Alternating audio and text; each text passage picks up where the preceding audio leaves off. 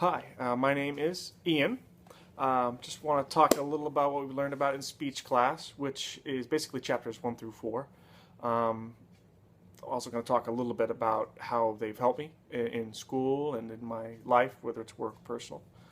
I'd like to start about talking about communication perspectives, which is basically how your message is perceived. It's like the process of coding as well.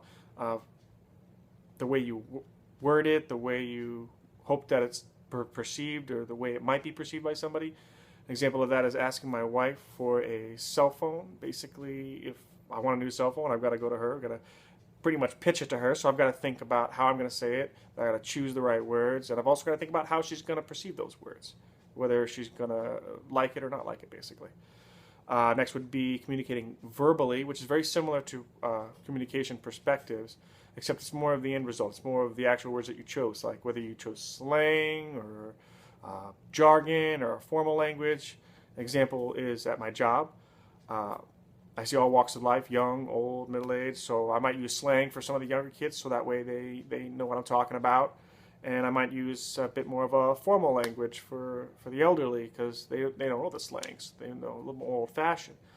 Um, then we're going to talk about, let's see, perception and of yourself and perception of others, which is basically the way people see you, yourself, or the way you see other people, which is not just a physical appearance, but also your behavior, whether you're late or the way you're dressed. And that is actually my example.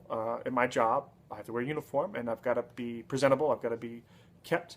I've got to have my uniform pressed and clean shaven, so that way people will take me seriously. And my appearance is very important. So the way people perceive me is very important.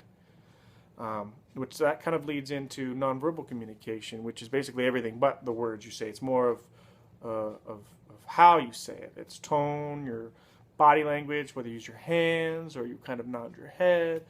Also spacing, which is what I mean is how far away or close you are to people when you're speaking, and also use of time, whether you're late, which is what I was saying about how people perceive you, whether you're late or on time. An example is, again, my job at security. I've got to speak authoritatively.